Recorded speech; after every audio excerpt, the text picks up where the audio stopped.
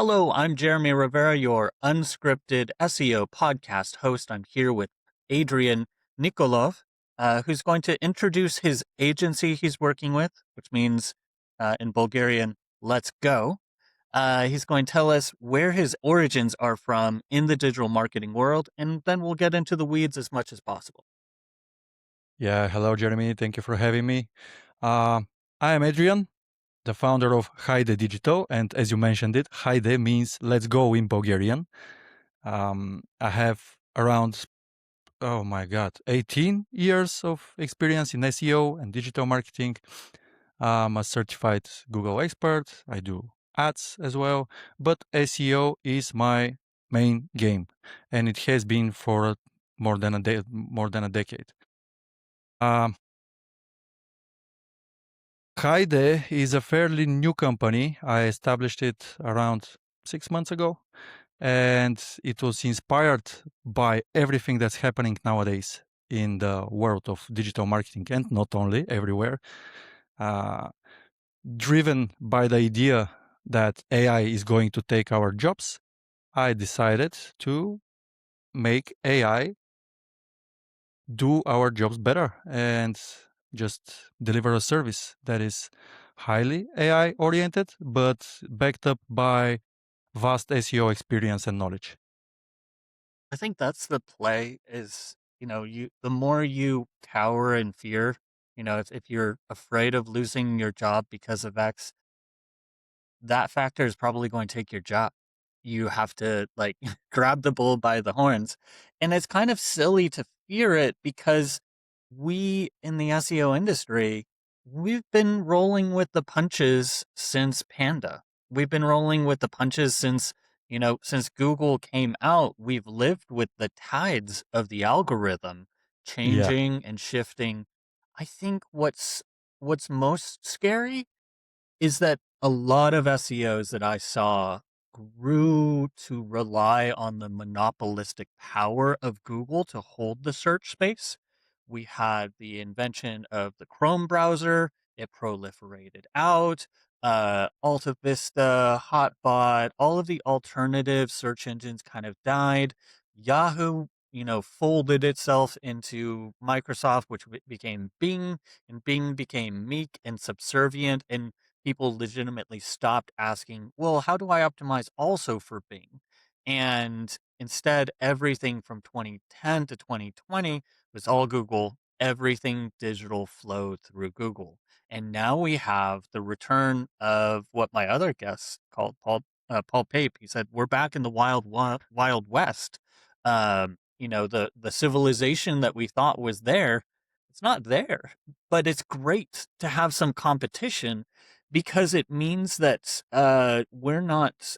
we don't have to be so hidebound to a black box system that pays us so little respect. indeed, indeed. I agree. I watched that episode, by the way. Great stuff. I'm curious when you're looking at AI capabilities. Do you Are you looking at it from a dual lens of, productivity and distribution as much as it is treating it as its own new semi-organic channel? Actually, both. I think they're internally connected. Both concepts. Productivity is the spark that drives us. Productivity has always been a thorn in our foot. Um, Now, with all of the capabilities and the AI automations that exist, we can make more time for us, make more time to be creative instead of only being productive, because creativity is productive as well. And yeah, in terms of the organic part, it all lines up. Being overly productive, using AI to empower your productivity, the steroids that we always needed, becoming developers ourselves, the dream of every SEO expert and every person that's been around. And we now have it. So good What's times. one of the what's one of the biggest unlocks for yourself personally in terms of being able to do something that early in your career was kept away from you because of just the weight of the lift, the size, the technical difficulty that AI has solved? Building my own tools, literally removing the developer issue, and me becoming the actual developer, creating complicated tools and instruments that can drive both my productivity and my organic traffic up. Also, ads automation, content automation, building complete topical authority systems that heal that heal themselves through data that is automatically being collected, creating pulling context from everything in the world related to the projects and just adding it into one database to make it smarter than everyone on my team actually. This is just crazy good. And of course, we all hate it when we have to set up our WordPress website. That, you know, WordPress, you need to go in and manually tick all the checks in Yoast or whatever you are using, rank math, manually add the schema, the structured data, manually push the internal links and everything, like so much manual labor that is now gone. I'm not saying that the workload is less. It's it's even more because it's so interesting.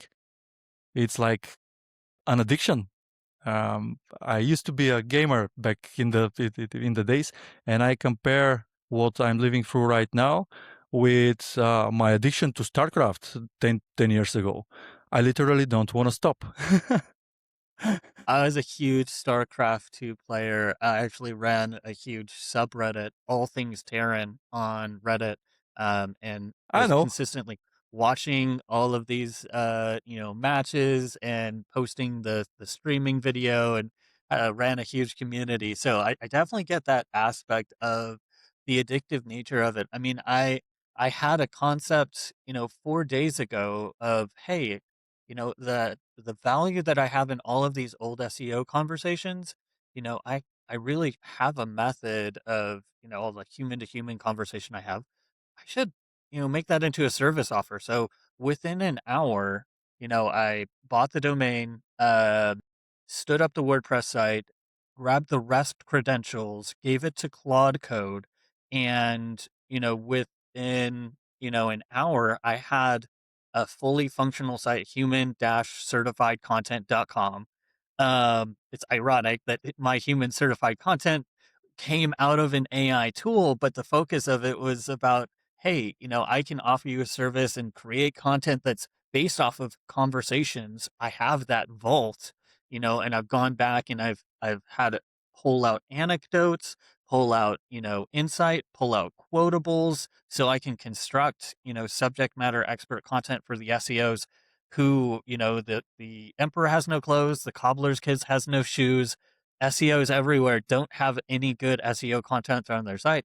But that went from an idea to execution, within 6 hours. And like looking at how much content I was able to stage, build up, fix these things. I'm like, this would have been a huge undertaking even 2 years ago, and I had started using, Jarvis, which, is now Jasper, but in 2015 was the first time that I toyed around with an LLM tool, and it was pretty janky, not great, but I remember, yeah. yeah, it was well before the ChatGPT revolution in 23, but uh, the weight lift of not having to dink around so much just in WordPress, like just publishing a blog post, it's weird that I think about it now of how much of my SEO life was just tinkering around and puttering around in WordPress, which I love and hate because on the one hand, it's a good open source and it's like, oh hey, a plugin can do anything, and then you're like, but I have to get a plugin for everything.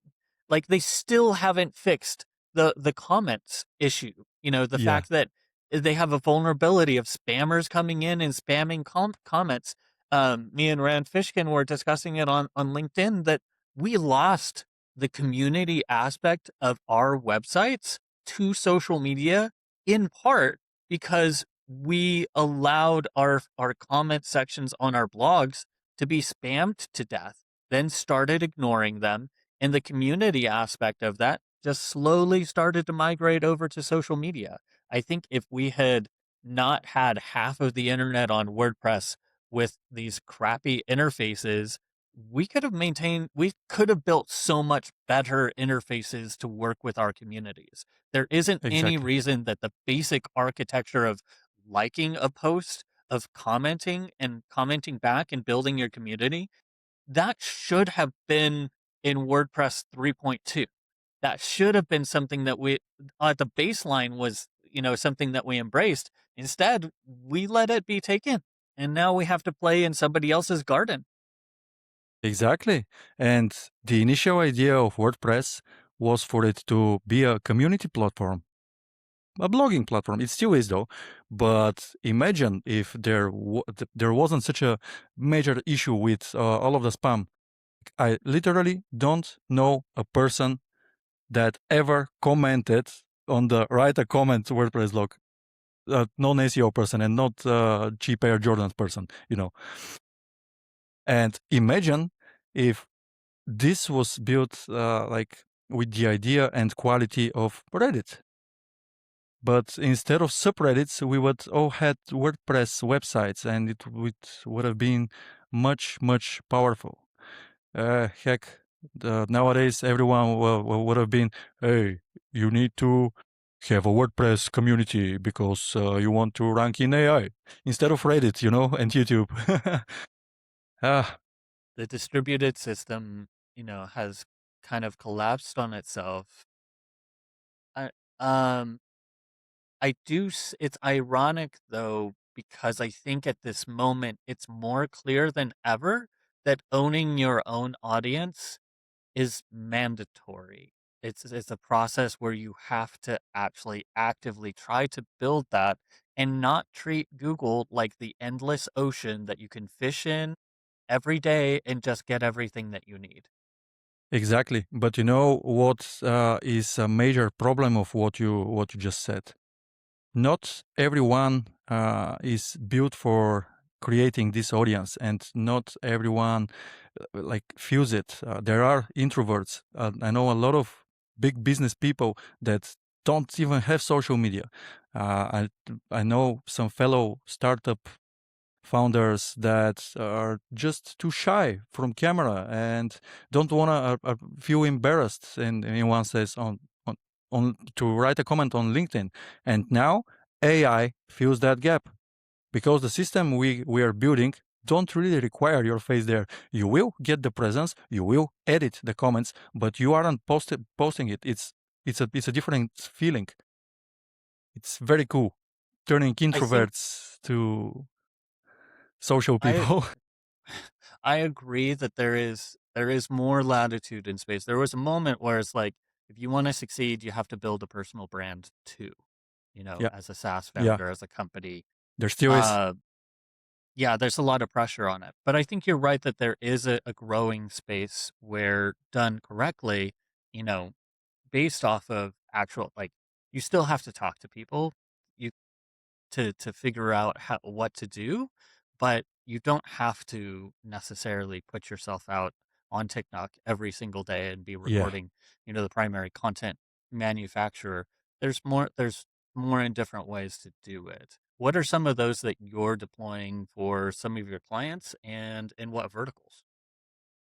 The verticals, I'm going to start with that. We are focused on software as a service companies, e-commerce, and fintech. But of course, as a startup brand, we are open to also suggestions.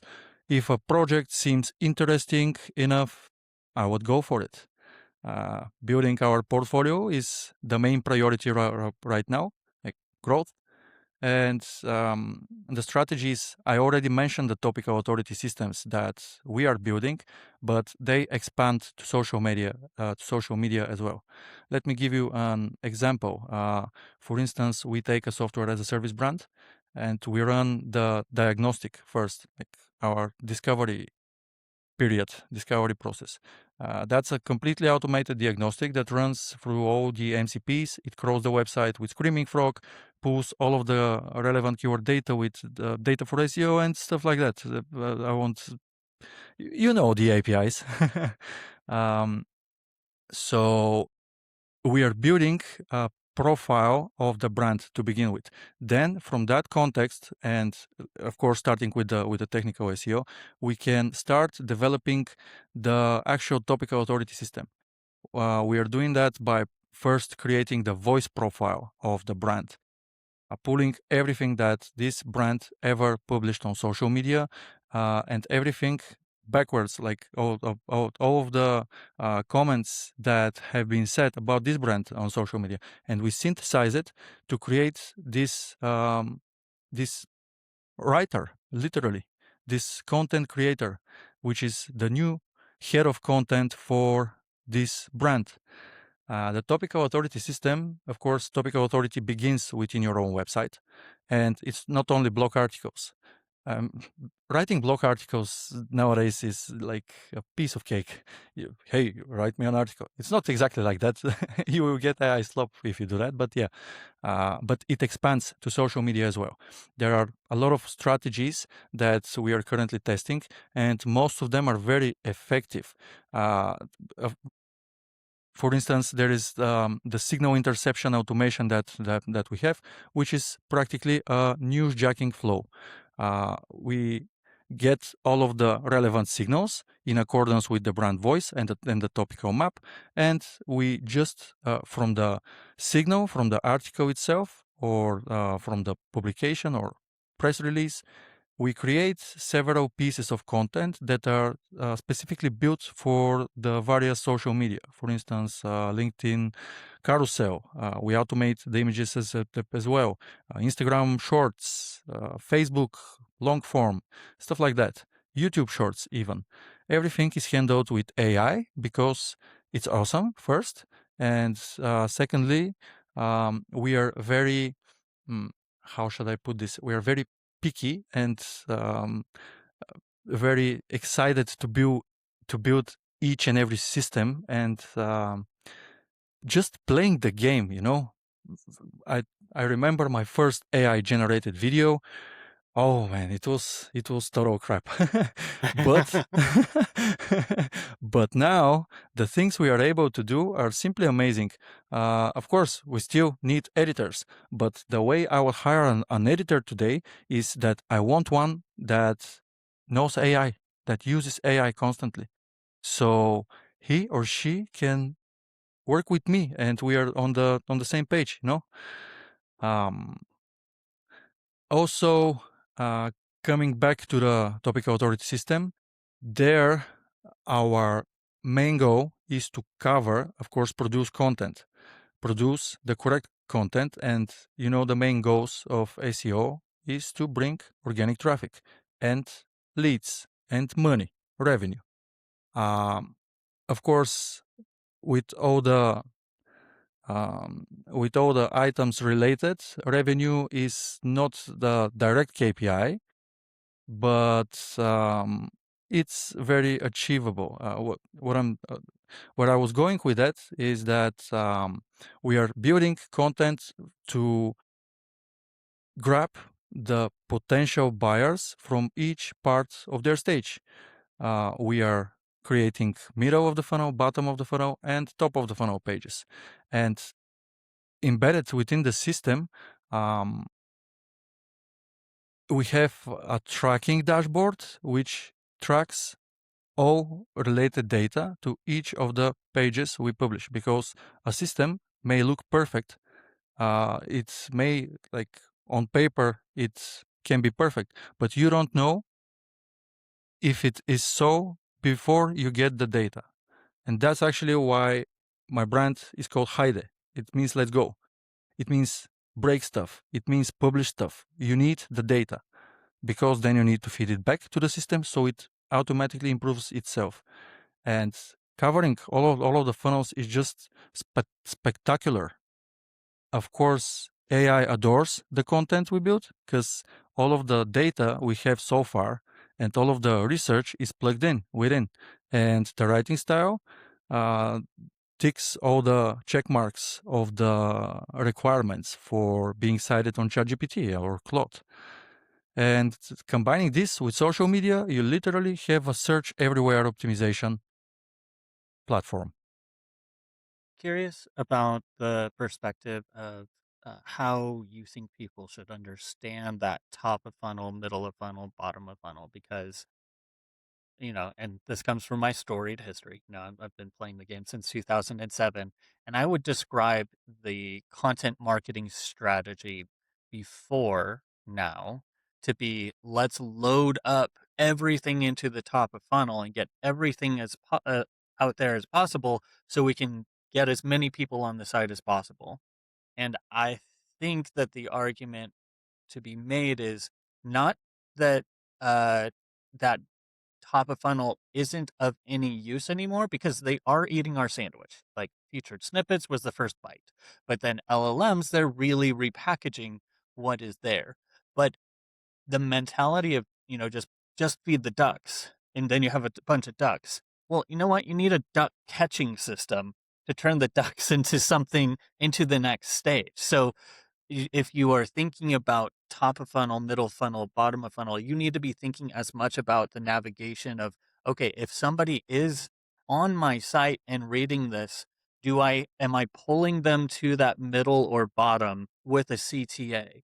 Have I done my internal linking to get them to go to do the next thing? Have I structured the layout of my blog to even let them know that there's more?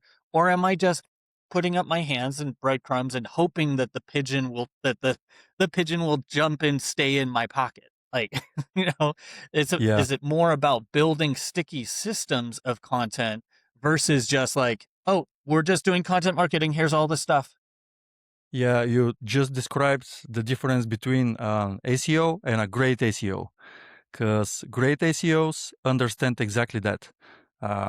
Improving the top of funnel pages, giving the people, like, you're literally funneling cold traffic to your website. Cold-ish, But if you don't give them that way in, if you don't, for starters, if the article is not interesting, if it doesn't grab them in the first 3 seconds, if they have nowhere to go after that, they will just bounce. So are you doing it only for the algorithm and for the sake of topical authority and that you read on some blog, or are you doing it to actually be valuable and get you all of the turn the impression into click, turn the click into revenue? And it's not gonna be today. Like, I have a theory on impressions, and impressions are really valuable, especially today. Top of the funnel pages, yes, that's one aspect of it. We need those impressions, especially new brands. People need to see us everywhere when they're searching for relevant topics. The more they see us, the more the chances get bigger for them to type in directly, to do a direct search or put in the URL and convert on the website, or tell a friend. That still remains the best referral of them all. A I friend think told me. that's the there's so many. You're right. It is stupid. I'll say this. It's controversial. It's stupid to just blog Yeah, because think about the origin of blog was weblog, and the weblog was a journal entry, and you just threw your vomited your concept out, and you hoped that somebody liked the way that you just threw spaghetti on the wall. And so like that's all it is. And businesses would be like, "Oh, I need to throw spaghetti on the wall to succeed." And so agencies saw that need and didn't take it further because what you actually need is you need to very carefully pull those spaghetti threads where they're supposed to go. And I've done so many audits. I audited a concrete wall company's site and was helping with their team of creating the content. We're going through all of the old content that they threw up. It's like, oh, there's a hurricane. Yeah, walls help with hurricanes. We should have a post for that. Spaghetti. Oh, you can paint it different colors. Oh, here's how paint looks on walls. Like what? Like there was no Yep. coherent connection. There was no the amount of blog posts where I've seen there's no even call to action. It was just like there wasn't headers. There was like an image, 6 paragraphs of text, no links to anywhere else, and you're like, who who approves this? Like, we are way past the time when it's acceptable to create content that's not connected to other content on your site. Like we have these superpowers now with AI to be able to do at least fundamentally connect and see, okay, what articles have I written that are related to other things that I've already written.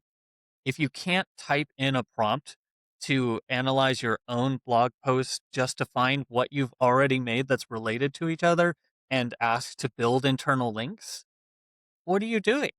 Like, I mean, you could use a plugin if you have WordPress if necessary, but honestly, just connect it through a REST API. Just go into your profile, create an authorized password, give it to Claude Code, and you're able to edit your WordPress site 10 times faster.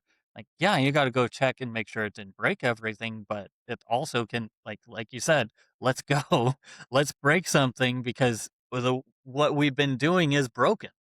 Yeah.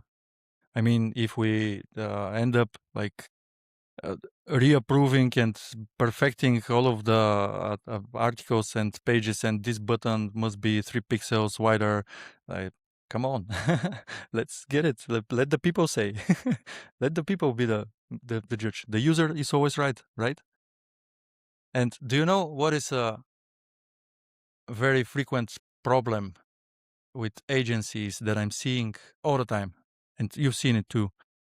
They land a large client, an established brand that already work with several agencies. And what do agencies do? Blocks. They all do blocks, and the picture that you just described. And they start doing, oh no, we must rewrite the previous articles because the previous agency sucked. We will write you better articles. Here is the new content. And they still write blocks. Dude, come on. I mean, this is an established brand. Focus on the middle of the funnel. Read the data. Make some Check downloadables, make some make PDFs, some yeah, make a knowledge make base. some linkable assets. Make a knowledge base. Yeah, uh, improve the bottom funnel pages. Improve where the money is. Like build there. Check if they're ranking, because that's a very like I see this all the time. A lot of SEOs think that bottom of the funnel pages are very hard to optimize because they tend to rank for very generic keywords, and the way they should be optimized is through internal linking from blog articles to them. All right, that makes sense, but nowadays it's not exactly like that. Intent is not only top, bottom, or mid. We have search engine intent as well. Like literally, you check for a set of keywords or topics what pages are ranking, and you don't wanna write article about wall pricing, about concrete wall pricing. But perhaps you do, but in a different context. You know what I'm saying.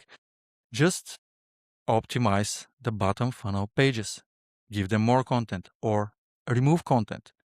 Analyze, study the engagement rate. Check your MS Clarity or whatever you're using nowadays. I love Clarity. I just have to say Yeah. that and they added a little integration to pull in Google Analytics data as like a poke in the eye. I'm like, Yeah. oh, I want all of Google Analytics data in Thank Microsoft you. Clarity. They have like 6 data points, and you can go into the page level navigation. It feels like GA3 did. So anybody that's listening, go add Microsoft Clarity because one, Yeah. it's heat maps. Two, you can watch your user bump around your site and realize, oh my God, they got to that page and the image was broken. Oh my God, they got to this section and clicked this and it failed. They rage, it'll even give you like mouse rage moments of like people shuffling their mouse around because it's not working. And you Yeah, could save so much money if you realize, oh my God, my conversion widget is broken. This, page isn't working. They're navigating and trying to click on this word or this image, and it's non-clickable. It looks like it. That was 10 extra clicks that would have gone to the next page. I need to link that. Like, you can see the behavior. You don't have to guess anymore. And you can also get citation information from Microsoft Copilot now. I have a handful of projects that's starting to pull that information in. So combine that with with Bing Webmaster Tools, surfacing citation data, and then purportedly some project somewhere are getting Google Search Console citation information in the last month or so. I haven't had one of my projects with it yet, but I'm assured that it is out there for some people. But it's the old classic problem of third-party rank trackings with the citation tracking, as it's the same problem we had with rank tracking. That the more the more people jumping in the water to check the temperature means that there's more bodies that we're counting of swimmers, and our audience of impressions is bloated. I agree completely. How do you feel about prompt tracking? I mean, I have to ask that question. I myself am not a huge fan of it. It it, Not a it is honest what it believer. it is what it is. I use it as directionally as possible and try to caveat to the client of like, this is sticking your finger in the air. Now, if there's no wind blowing at all, that is a signal. If you're getting nothing, zero, that's something. But there's also that, like I was mentioning, it's a dragon eating its tail, and the more prompts that you feed into the system for it to track, there's a non-repeatability that's known for these LLM tools. It's as high as 80 or 90% when Rand Fishkin tested it across a decent cohort of people. So if 80 to 90% of people who put the same exact query in are given a different result, then you're fighting for that 10 to 20% of repeatability. And so it becomes confusing of whether that's an anchor point of you've reached that level of, visible of highest visibility. So you just have to be careful of conflating it with a true signal, because it's until we get more developed sources, and I think it might be coming soon-ish, as we move from ChatGPT ads being something that's only at enterprise level for the $1 million companies, as it trickles further down and they try to capture mid-market businesses. To gain their trust, they're going to have to give metrics. And as soon as metrics come out and becomes sort of industry standard, then we'll have something that we might be able to work with. But it has to come from within the engines. These third-party tools, they have some sort of utility because they can point out when you don't exist at all, which Matters. is Yeah. helpful, but it's only helpful at the beginning of your campaign. Once you start showing up, it isn't a truly reliable, system. It's really black box. So it is what it is, that there is a certain black box effect. So the only thing you can truly actually count is how many referrals of traffic of people actually came from the LLMs, and how did they behave when they did. Because one of my interviews was with Paul Bautista, who worked with Revolver, a big clothing brand, and he said, we've got 100,000 people coming from AI tools, but they're not converting. For them, it was a huge problem. It looked really good on paper, but the conversion rate in comparison for them to organic was laughable, because their organic was 5 million. So like the scale of difference is there. It's like, Yeah, oh my God, yeah. they got 100,000 traffic, people from AI citations and tools. That's insane. Well, they got millions of organic visitors. So if you take the fraction of how that's converting, for them, it was not, just what would have been a win for others. It's not the same thing. So it really, the signal comes down to tracking, and I am grateful, I guess, for GA for finally of adding a specific channel of AI assistance, but that means that you have to play with Google Analytics 4 to try to get a report. Hopefully you've got a system to get that out of there and into a system you can actually analyze. Yeah. Do you know what I'm a big fan of? Sentiment analysis. I think that really matters. I'm a true believer that authority is the new page rank, and trust that the brand builds is very important. And people often miss that. I'm seeing agencies, like newly popped off agencies, like me. No, yeah, I'm talking about other guys, but yeah, they sell prompt tracking as a service, and I don't even understand what they are tracking. Whether you need to first brainstorm and interview your client. You need to understand what are the brand values, and you need to create, you and Cloud Code needs to create a full list of prompts that actually matter, and you need to put this into your system, and you need to ask all of the guys, all of the LLM guys, ChatGPT, Perplexity, and the others, what do they say? How do they answer these exact prompts? And who they cite you along with? Who they cite of your competitors, they cite as a better version, a better approach, and why? Dissecting that really does matter. It's the portion of link building that was always actually the most interesting. Don't get into an argument about DA, DR authority scores. What you need to be doing is looking at the pages that were ranking. Where were they getting their links from, and what did their profiles look like? That was always the useful aspect. And you realizing, okay, 3/4 of this is junk. And so I narrow down to the 1/4 of what looks like possibly usable signals by Google. You reverse the crazy thing is that that reverse engineering is so much easier in an LLM because you can ask the stupid system, "Hey, why did you why did you surface this as a citation? Why why is this page up here?" And like, oh well, this chef was listed in the top 10 chefs of Chicago on the top 10 list of chefs of Chicago blog. They were cited in this newspaper, and they showed up on this directory. They're telling you that you can ask. Why aren't we, why aren't we asking? Just ask. And then turn around and do something. You then have a system to try to get on those. Stop, trying to get guest blog posts or exchange links with questionable people on Reddit. And try to figure out, okay, where can I get this brand mentioned? Can I get the CEO on a podcast? Can I put out a press release that's going to show up in this local newspaper? Can I reach out to City Hall for this charitable event that we're doing?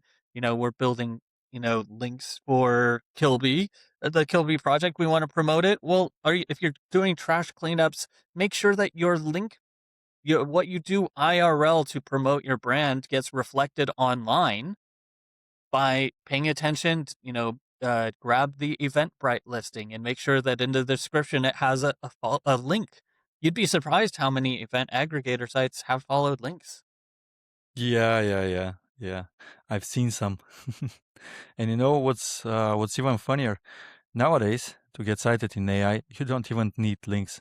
Did you see? I believe it was Pedro Diaz did a sort of experiment. He posted on his LinkedIn that he's the world's best, greatest renowned AI expert, and in 5 minutes, he published a screenshot in the comments where AI overviews are citing Pedro Diaz as the world's most renowned expert.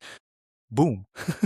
Boom, Yeah, boom. Yeah, there yeah. is looking at what are the power sources. I mean, just the fact that, Lily Ray pointed it out, I don't know, over a year ago of LinkedIn has articles and those articles get cited. How many Yeah, how many CEOs and founders are posting on LinkedIn but not posting articles? It's just a exactly, exactly. short hop, skip, and a jump. But these are the missing pieces in the puzzle. Yeah, yeah, yeah, completely. By the way, because of that post of Lily, I started my LinkedIn newsletter, and There you go. AI adores it. So I can confirm Lily is telling the truth. um, I ask this question of each of. I'm starting to ask this question of each of my guests. What is a head scratching moment? What's a challenge that you're trying to unravel? Something you're working on that you want the input from the next SEO guest? What's an intractable problem, a challenge, and you want to see how they're handling it? How are they explaining the new value of SEO to potential leads and clients? Because this is the hardest part. The hardest part. Currently, the market is kind of afraid. Everyone understands AI exists; it's there, but aren't exactly sure what to do with it. Can we fire our own team and switch it to AI? And how do they convince and explain? I myself presented exactly like I presented it here. Authority. We need search everywhere optimization. And in Haide Digital, we call it organic growth engineering, which is literally the combination of SEO, GEO, and AI automation, all of the three put together. But still, it's a it's a very large concept to comprehend by a non-SEO person, and this is quite hard for me and for a lot of fellow SEOs, but that I believe so. That would be an interesting point of view, and indeed, people. I don't believe business owners realize how important it is nowadays to surface properly on large language models, because all of your buyers and users are researching you there. They're comparing you with your competitors right there, and then they're visiting your websites either with a direct search or whatever, or clicking the ChatGPT link they got. And this is so important, and this would only grow considering we are adding Google Shopping, agentic shopping as a concept. It's here now. Agents are gonna do my shopping. Why not? And who are they gonna shop from? I believe from the trustworthy stores that done the work. I did have a guest and he works on and he said there are more opportunities now and there are already businesses that are making more money because they have an AI capable agent that can sell to another AI agent directly without a human in the loop. And he said that's going to be where a lot of the revenue is, restaurants figuring out that their standing order for what they need, what they've used, that's not going to be a back of house thing. They're going to be feeding that list to their agent and it will be able to reorder that restaurant order. And so the manufacturers, the suppliers that create that capability are going to be winning more and more. And so half of it is what Matt Brooks of Esoteric said, which is you need to train your least trustworthy customer service representative, and that's Claude. His name's Claude. His last name is GPT, and he's a Gemini. Uh, I'm kind and of perplexed with all of this. well, I just mean think of like you don't at the moment you have a customer support representative who isn't hired by you, but you can give them instructions, but you Yeah, yeah. haven't done so. And so if you think of your site, your resources, your top of mid funnel as informing your customer support representative within Claude, within GPT, within Microsoft, within these ecosystems, you in a much more direct fashion than you ever had with Google, you can directly influence the information available about your brand. There's always been this, because of the nature of the search engine and the way that it structured itself in Google, it was a very adversarial process to get yourself optimized and to put information out there about yourself, because Google, they held the gold keys and could unlock a golden pantry of money, and so they, everybody was trying to optimize for that. But there's LLMs operate on a different model that requires data and requires input for them to be able to do their basic mission, and we haven't adapted that model of thinking. We need to flip the script and say, okay, if I need to better inform these third party tools of exactly all of the things. That's why I think the entity map um, markdown that just came out, I forget who put it out. I'll put it in the show notes. But it's basically just you should map out your entity. We're connected to this company, and this is our social media profiles, and this is what we do, and this is how we do it. That's what we should have been doing all along. But, schema markup is such a clunky, they wrapped it in all of this mystery, and it's helpful, but it's not helpful. And oh, we're going to take away FAQ markup, and bad naughty boy, you overuse the tool that we told you to deploy on your site. You're abusing this markup because it's showing up in so many of our SERPs. Like, what are you talking about? Like, you just make coming in trying to like shame SEOs for using the tool that you went to conferences for years to tell us to use schema, and then we actually use schema and you're like, nope, too much, we're pulling it back, you're abusing it. What? That's the frustrating reality of optimizing for Google. So when it comes to LLMs, we've adopted that same kind of mentality when LLMs are like, what you got? Tell me about yourself. I want to tell, they have questions. I need to answer. I need to give them answers, because Claude is a people pleaser. ChatGPT is a people pleaser. Help them please them by giving them the information they seek. So that's my answer is, SEO sits at the core of this process because it is search everywhere, and the Venn diagram isn't a side by side overlap for SEO and LLMs. Everything in SEO, LLMs overlap it on every edge. That Yeah, shifts around of how the other items that we interact with, but everything we do in some way feeds up to LLMs. Whether it's link building and citations, because if you are linked well, you rank well. And if you rank well, you show up in those supporting queries when they don't have the knowledge base item. They look for more specific information and you show up. SEO is in the middle again when you're creating content, because LLMs consume that content.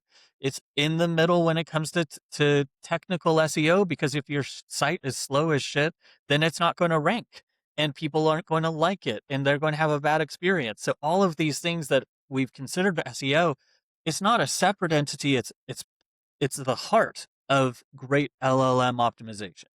yeah. I do believe that SEO is the orchestrator of everything else right now.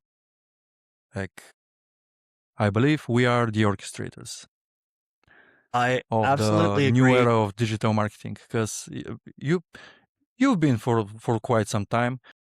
Can you give a job description?